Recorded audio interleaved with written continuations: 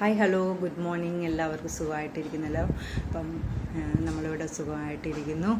അപ്പോൾ എന്തൊക്കെയുണ്ട് വിശേഷങ്ങൾ? ഇപ്പോൾ സത്യത്തിൽ എന്താ പറയണത്, ഓരോ ദിവസം നമുക്ക് എന്താ പറയുന്നത്, ഈ പ്രകൃതി നമുക്ക് നൽകുന്ന നമ്മുടെ ജീവിതം എന്ന് പറയുന്ന ഒരു വരദാനമായിട്ടാണ് തോന്നുന്നത്. കാരണം നമുക്കറിയത്തില്ല അടുത്ത നിമിഷം എന്താ സംഭവിക്കുന്നത്, അറിയത്തില്ല. വയനാട്ടിലെ തന്നെ അവർ കിടന്നുറങ്ങുന്നിടം വരെ അവരൊന്നും പ്രതീക്ഷിച്ചില്ല. പക്ഷേ നേരെ വെളുത്തപ്പോഴത്തേക്ക് പലർക്കും അവരുടെ ജീവൻ നഷ്ടപ്പെട്ടു, മറ്റുള്ളവർക്ക് എല്ലാം നഷ്ടപ്പെട്ടു. അവരുടെ ബന്ധുക്കളെ നഷ്ടപ്പെട്ടു, മക്കളെ നഷ്ടപ്പെട്ടു, അവരുടെ വീടും സ്വത്തും എല്ലാം നഷ്ടപ്പെട്ടു. ഒരു നിമിഷം കൊണ്ട് എല്ലാം നഷ്ടപ്പെട്ടു. ഇപ്പം നമ്മൾ വിചാരിക്കുന്ന ഇതെല്ലാം നമുക്ക് 1 ഏക്കർ വസ്തുവുണ്ട്, അല്ലെങ്കിൽ 5 ഏക്കർ വസ്തുവുണ്ട്, അല്ലെങ്കിൽ ഫ്ലാറ്റ് ഉണ്ട്, ഇതൊക്കെ എന്തോ നമ്മൾ നേടിയെടുത്തതായിട്ടൊക്കെയാണ് നമ്മൾ വിചാരം. ഇതൊക്കെ ശരിക്കും പ്രകൃതി നമുക്ക് നൽകുന്ന ഒരു വരദാനമാണ്. അതൊക്കെ 1 സെക്കൻഡ് കൊണ്ട് നമുക്ക് നഷ്ടപ്പെടാവുന്നേ ഉള്ളൂ. അപ്പോൾ ഓരോ ദിവസവും ഓരോ നിമിഷവും നമുക്ക് ഈ ഭൂമിയെ കാണാനും ഈ ഭൂമിയെ അനുഭവിക്കാനും എന്താ പറയുന്നത്,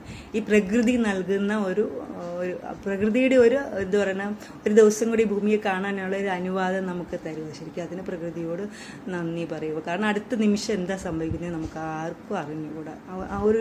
നമ്മളൊന്നും പ്രതീക്ഷിക്കുന്ന പോലെ അല്ല കാര്യങ്ങളൊന്നും നടക്കുന്നത്.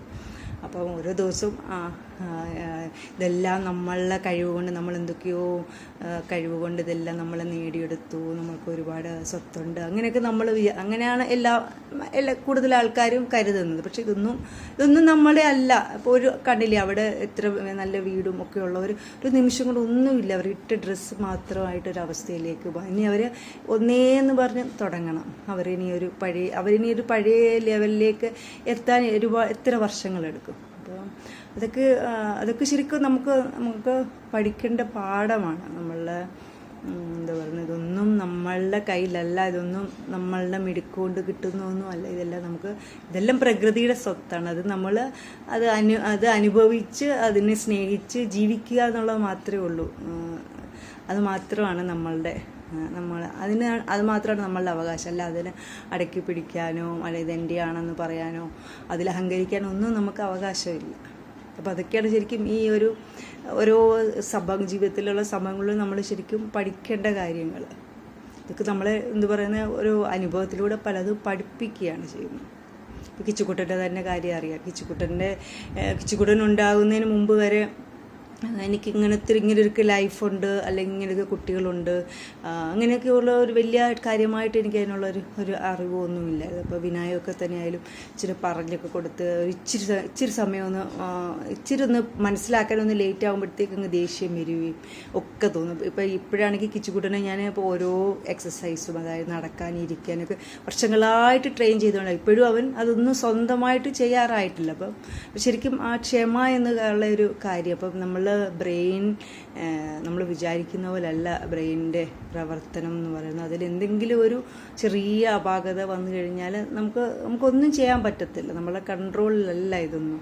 അപ്പോൾ ശരിക്കും നമുക്ക് ഒരു കുഴപ്പമില്ലാതെ ഒരു നോർമൽ ഒരു കുട്ടി കിട്ടുമെന്ന് പറഞ്ഞാൽ ഒരു ഭയങ്കര അനുഗ്രഹം തന്നെയാണ്. ഇപ്പോൾ കിച്ചുക്കുട്ടനെ കിട്ടിയത് അനുഗ്രഹം അല്ലെന്നല്ല പറഞ്ഞത്, പക്ഷെ ഇതിലൂടെ ഞാൻ പഠിച്ച പാഠമാണ്. ഇങ്ങനെയൊക്കെ എന്താണ്, ഞാൻ തെറാപ്പി സെൻറ്ററിലൊക്കെ പോകുമ്പോൾ കാണുന്ന പല കുട്ടികൾക്കൊന്നും വിരൽ പോലും ഒന്നും അനക്കാൻ പറ്റില്ല. നമ്മൾ വിചാരിക്കും എന്താ അവർക്ക് വിരൽ അനക്കിയാൽ കുഴപ്പം, ഒരു കുഞ്ഞ് ബോളോ അല്ലെങ്കിൽ ഒരു പെൻസിലോ കൊടുത്ത് അവർക്ക് പിടിക്കാൻ പറ്റുന്നില്ല.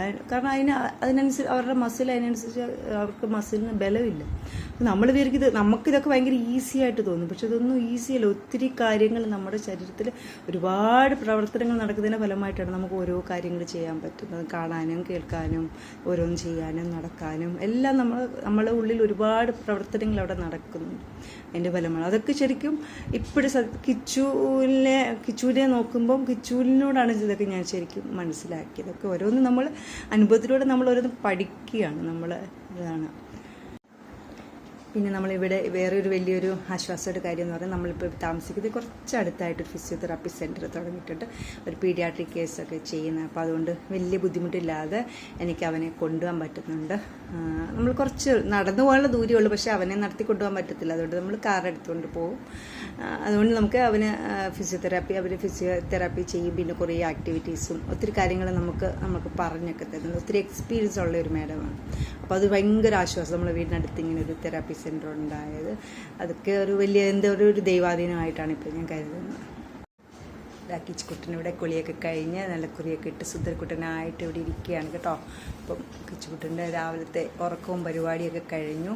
അപ്പം അമ്മ ജോലിയൊക്കെ കഴിഞ്ഞിട്ട് അമ്മയുടെ വിദ്യാഭ്യാസം അമ്മയുടെ പഠിത്തം തുടങ്ങി. 7-ാം തീയതി പരീക്ഷയുണ്ട്. അപ്പം അതിന് പഠിച്ച് തീർക്കാനുണ്ട്. ഇപ്പം പഠിക്കാൻ അപ്പോൾ ശരിക്കും ഇത് കോഴ്സൊക്കെ ചേർന്നത് മെയിനായിട്ട് എന്താ പറയുക ഉദ്ദേശിക്കുന്നത് ഈ മോണ്ടിസോറിയിലൂടെയൊക്കെയാണ്. മോണ്ടിസോറി ഒക്കെ ആകുമ്പം കൂടുതലും പണ്ട് കാലത്ത് ഇങ്ങനെ ഡിസേബിൾഡ് ആയിട്ടുള്ള കുട്ടികളിലായിരുന്നു പരീക്ഷിച്ചിരുന്നത്. അപ്പോൾ അവർക്ക് അവരുടെ കുറച്ചൊക്കെ അവരുടെ എന്താ പറയുന്ന സ്കിൽസൊക്കെ എന്നുവെച്ചാൽ അവരുടെ ഫൈൻ മോട്ടോ ഗ്രോസ് മോട്ടോ അവരെ എങ്ങനെ നിൽക്കാൻ പഠിപ്പിക്കാം, നടക്കാൻ പഠിപ്പിക്കാം, ഓരോ സാധനങ്ങളെ എടുക്കാൻ പഠിപ്പിക്കാം, അങ്ങനെ അവരെ ഒരു സ്വന്തം കാര്യങ്ങൾ ചെയ്യാൻ എങ്ങനെ പ്രാപ്തരാക്കാം, അങ്ങനെയാണ് അതിനെക്കുറിച്ചാണ് ശരിക്കും ഈ കോഴ്സിലൂടെ നമുക്ക് കിട്ടുന്നത്. ഇത് നോർമൽ സ്കൂളും ഉണ്ട്. പക്ഷേ ഇതെനിക്ക് തോന്നുന്നു അതിൻ്റെ കുറേ പ്രാക്ടിക്കൽ കാര്യങ്ങളൊക്കെ കഴിഞ്ഞപ്പോൾ ഒരുപാട് എനിക്ക് തോന്നുന്നു കിച്ചുകുട്ടനെ ഗുണം ചെയ്യുന്ന ഒരുപാട് കാര്യങ്ങളുണ്ടെന്ന് തോന്നുന്നു. ഇങ്ങനെ സാധനങ്ങൾ പറക്കിയിടുക, അതുപോലെ സ്പോഞ്ച് ഇങ്ങനെ വെള്ളത്തിൽ മുക്കിയിട്ട് അവനെ കൊണ്ട് പിഴിയിക്കുക. അപ്പോൾ അങ്ങനെയൊക്കെ ചെയ്യുമ്പം കൈയുടെയൊക്കെ ആ മസിൽസും ഒക്കെ അതിൻ്റെ ബലമൊക്കെ കൂടാനൊക്കെ ഉള്ളൊരു സാധ്യതയുണ്ട്. അപ്പം അങ്ങനത്തെ ഒത്തിരി കാര്യങ്ങൾ നമുക്ക് ഇതിൻ്റെ അകത്തൂടെ പഠിക്കാനും മനസ്സിലാക്കാൻ പറ്റുന്നുണ്ട്. അപ്പം ഇതൊക്കെ ചെയ്താൽ ഇതിൻ്റെയൊക്കെ ഗുണങ്ങൾ എന്താണ്, നേരത്തെ ഇതൊക്കെ ഞാൻ ചെയ്യാറുണ്ടായിരുന്നു. പക്ഷെ കൂടുതൽ അതിനെപ്പറ്റി ഇങ്ങനെ തെറാപ്പിസ്റ്റ് പറയും അത് ചെയ്യണം ഇത് ചെയ്യണം എന്നൊക്കെ പറയും. അപ്പം അത് ചെയ്യും. എന്നല്ലാതെ എന്താണ് ഇതും കൊണ്ട് ഉദ്ദേശിക്കുന്നത് എന്നുള്ള കാര്യം എനിക്ക് കൂടുതലായിട്ട് അറിയത്തില്ലായിരുന്നു. പക്ഷേ ഇപ്പോഴാണ് അതിൽ നിന്ന് മനസ്സിലാക്കുന്നത്. നമ്മൾ അവരുടെ മസിൽസിനെയും സ്ട്രെങ്തൻ ചെയ്യുക. അവയ്ക്ക് സ്ട്രെങ്തൻ ചെയ്യുമ്പം അങ്ങനെ പതുക്കെ എന്താ വലിയ പെട്ടെന്നൊരു മാറ്റമല്ല. നമ്മൾ ഫിറ്റ്സ് വന്നുകൊണ്ടിരിക്കുമ്പം എന്താ പറയുക മാറ്റം വരുന്നതിന് മാറ്റം വരുന്നത് വളരെ സ്ലോ ആയിരിക്കും. ചിലപ്പോൾ അവന് മാറ്റങ്ങൾ ഉണ്ടാകാനുള്ള ഒരു സമയമായി കാണുമായിരിക്കും. അതുകൊണ്ടായിരിക്കും എനിക്ക് ഇതുവരെയായിട്ട് തോന്നിയില്ലല്ലോ ഇങ്ങനെ ഒരു കോഴ്സ് എടുക്കണമെന്നും. അങ്ങനെയൊക്കെ അതിന് അവസരം ഇതിലായിട്ട് വന്നുമില്ല, നമുക്ക് തോന്നിയിട്ടുമില്ല. അപ്പോൾ ഇപ്പോഴൊക്കെ തോന്നിയത് ചിലപ്പം അതൊക്കെ ആയിരിക്കാം എന്ന് വിശ്വസിക്കുന്നു. അങ്ങനെ വിശ്വസിച്ച് എന്തായാലും കോഴ്സിന് വേണ്ട അവർ പറയുന്ന പോലെ രീതിയിലെല്ലാം കാര്യങ്ങളൊക്കെ ചെയ്ത് കൊടുക്കുന്നുണ്ട്. പറ്റുന്ന പോലെയൊക്കെ പഠിക്കുന്നുണ്ട്. അതുകൊണ്ട് അവനും ഗുണങ്ങളുണ്ടാവുന്നെങ്കിൽ ഉണ്ടാകട്ടെ. അതിനോട് എനിക്ക് എന്തെങ്കിലും ചെറിയ ജോലി ചെയ്യാൻ സാധിക്കുമെങ്കിൽ അതും സാധിക്കും. ഞാൻ ഒരുപാട് പ്രതീക്ഷിക്കുന്നൊന്നുമില്ല. കാരണം പ്രതീക്ഷ കഴിഞ്ഞാൽ നമുക്ക് നിരാശ ഉണ്ടാകും. പറ്റുന്നുണ്ടെങ്കിൽ അവൻ എന്തായാലും അവൻ്റെ കാര്യം നോക്കുക എന്നുള്ളതാണ് എനിക്ക് ഏറ്റവും മെയിൻ ആയിട്ടുള്ള കാര്യം. അത് കഴിഞ്ഞേ ഉള്ളൂ മറ്റെല്ലാ കാര്യം. അപ്പോൾ അവൻ്റെ കാര്യം നോക്കിക്കൊണ്ട് എനിക്ക് ജോലി ചെയ്യാൻ ഇനിയും ഭാഗ്യമുണ്ടെങ്കിൽ ഉണ്ടാവട്ടെ. അപ്പോൾ അതൊക്കെ വെച്ചിട്ടാണ് ഈ കോഴ്സ് എടുത്തിരിക്കുന്നത്. അപ്പോൾ അതൊക്കെയാണ് ഇപ്പോഴത്തെ വിശേഷങ്ങൾ. അപ്പോൾ പഠിത്തവും അങ്ങനത്തെ കാര്യങ്ങളായിട്ട് മുന്നോട്ട് പോകുന്നു. കിച്ചുകുട്ടൻ്റെ കാര്യങ്ങൾ നോക്കി ഇങ്ങനെ മുന്നോട്ട് പോകുന്നു. അപ്പോൾ അതിൻ്റെ ഇടയ്ക്ക് ഇങ്ങനെ കുഞ്ഞു വീഡിയോസൊക്കെ ഇങ്ങനെ ഇടാൻ പറ്റുന്ന പോലെയൊക്കെ ഇടാം. അപ്പോൾ എല്ലാവരും നമ്മളെ മറക്കരുത്, അത്രേ എനിക്ക് പറയുള്ളൂ. നമ്മളെ മറക്കല്ല. നമ്മൾ കിച്ചൂസ് ഫാമിലിയെ സപ്പോർട്ട് ചെയ്യണം. നമ്മൾ മറ്റ് ചാനലോ ഇതുപോലെ വയ്യാത്ത കുഞ്ഞുങ്ങളുള്ള ഒരുപാട് ചാനലൊക്കെ ഒരുപാട് ഉയർന്നു പോകുന്നു. അതുപോലെ നമ്മളുടെ ചാനൽ പോകുന്നില്ല, കുഴപ്പമില്ല. ഇപ്പം നമ്മളങ്ങനെയൊന്നും പ്രതീക്ഷിച്ചല്ല.